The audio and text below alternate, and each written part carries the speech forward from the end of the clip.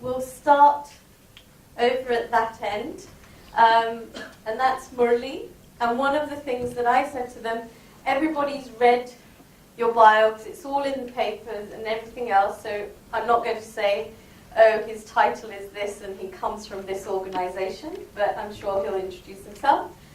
And something interesting about Murli is that he has a PhD in mathematics.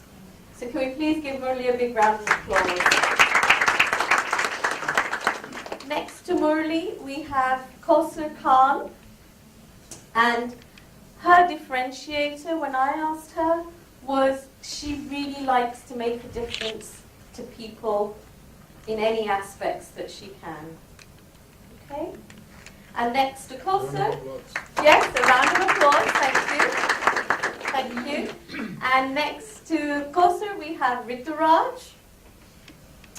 And Rituraj, his area of passion was really wanting to, again, somebody wanting to make a difference. And his background, interestingly enough, is prior to what he's doing right now, he's a true and true sales and marketing person. And next to Rituraj, we have Surya.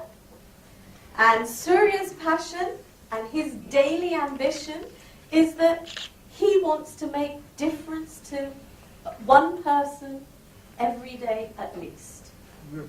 Today he's still to do that, so one of you could be those people that he makes a difference during this conversation.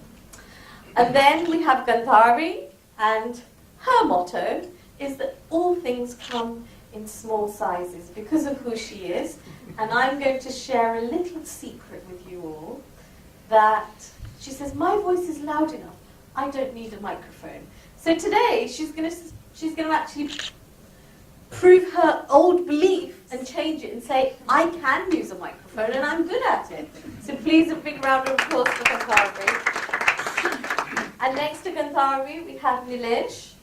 And Nilesh, one of his passions again is all around people and how he can change people and what difference it makes to their lives on a daily basis. And then we have one of my, a big round of applause. And here's a nice one for, I would say, most Indian ladies will like it. I was certainly, as I say his name, there's only beautiful saris and outfits that come to my mind. And here's Sabyasachi. And that got a nice act. So a big round of applause to Sabyasachi as well. So what we'll be doing is each one of the panelists will share their thoughts on what is sustainable leadership going forward for the future. So it can be around what their organizations are doing and what their personal thinking is around that. And once we've heard all the panelists, I'll open it out to the floor. Building sustainable leadership strategies for future development. Now, just before going to that, I was just for last few days, I was researching on that. What are the companies which are the very, very strong companies, which are the very, very leading companies in few years back? Suddenly they vanished. I jot down some of the companies. Compaq is the desktop making company. There was the leader 1982 to 2001, and then suddenly they're gobbled up by their accessories. That was HP taken over. That is why. Then E.F. Hutton, another company, it is the stock market. They were actually leading and very huge company. The diversified company is like anything, but suddenly that also disappeared. Now it's a part of Citigroup. Mediconomic is also the apparel manufacturing company. It's a very craze for the teenagers. That also disappeared in 1996. And classic example is Enron. It's a phenomenal growth and phenomenal fall also. And along with that, their auditor, Arthur Anderson, also they were gone for a toss because of the Enron in 2001 and 2002. Now, if we analyze all these things, why all these big companies, they suddenly vanished? And if you analyze critically, you will find that somewhere is the innovation, and latest is the Nokia also. Somewhere is the innovation, Somewhere it is the value system, because of the fraud is the Enron, is a corporate fraud, is the largest corporate fraud and scam in the US history. And somewhere it is the communication related problem. Somewhere it is the value system. Somewhere it is you'll find that it is motivating the people who are not good enough. And there is a gap in between the employees and the top management.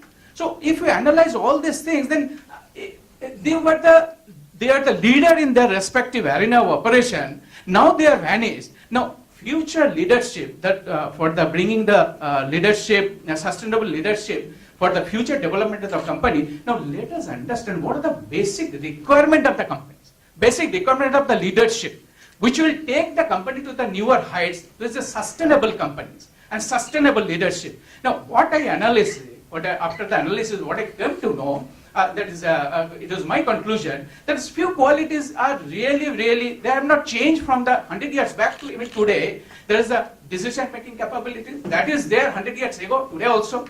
The communication is also very important. There is also innovation is very important, which was there 50, 100 years back, even today. But how long we have practiced those things? Nokia is the classic example. They failed to compete with the Apple and the Samsung because they have not innovated. So now they have been sold to Microsoft. So that's why it is very important. Even though we know, knowing and not doing is as good as not knowing.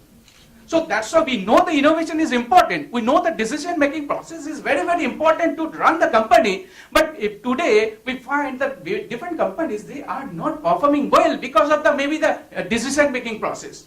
And I'll just give you the one thing, that decision-making process, what we understand, we preach to the others, there are 3 I model we call it. One is the instinct, and is the insight, and is the intelligence. Now, intelligence, ability to learn, and instinct is the gut feeling, and insight, that area is very important, but many times it is left out. Now, I tell you, the insight is, if you take into account in the Hindu mythology, there are 33 crores of gods, and there is one god is the Shiva having the third eye, and this third eye is for the insight. Sight is what you can see, but inside what you cannot see, but you can anticipate what is going to happen tomorrow. So that's why in the olden days, when the king is going for the war, he is taking the blessings of the priest, of the royal family priest, and the royal family priest is putting the mark on we call it the tilak, on the forehead, some mark. So opening the third eye. That means you anticipate this thing. What can happen tomorrow? You can see these persons, but what are there behind them? So that's this question, this third eye question, that's the insight I'm talking about. May not be relevant to the third eye today, but actually this is what critically we have analyzed these things or not. Otherwise this company would have survived even today. If there is a Sony, there are so many years that are running, and in the slide presentation I saw that Tata also there with so many years mentioned in our presentation, and there is also Google and other companies that so many years they are surviving. But today you'll find that many companies are not surviving because of this. Their leadership qualities, they have not taken it forward. So that's why today they have failed. So this is my way of analyzing the subject. And now it is up to, this is for the discussion. So I may be wrong also. And that we can have the meaningful discussion so that we can come to the meaningful conclusion for the future development of the leadership, sustainable leadership. Sabyasachi, thank you very much for your views.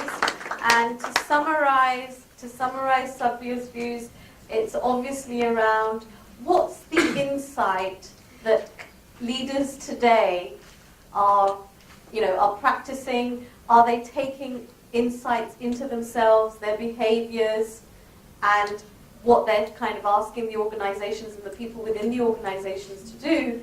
Is that something which is being reflected upon? So I'd now like to ask Nilesh to give his views.